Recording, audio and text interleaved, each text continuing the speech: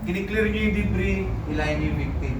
But for this one, walang debris, pero makapal pa rin yung usok, madilim. Magagawin nyo, sir, patanggalin. Tatanggalin natin yung relo ng victim, tapos yung bulsa nyo muna. Malilimutan naman yan. Tapos, gagawin natin.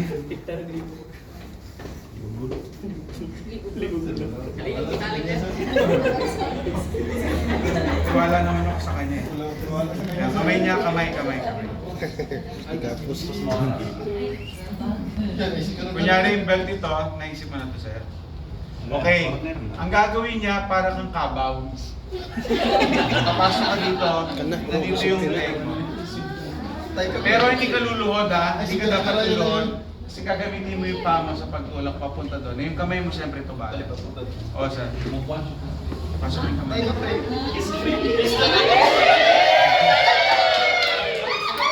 Sir, tapos sir, para kang gagapang papunta.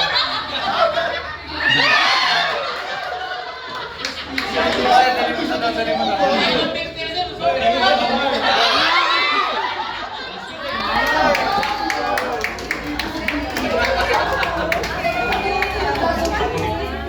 Masakit talaga, pero unconscious ka naman yun.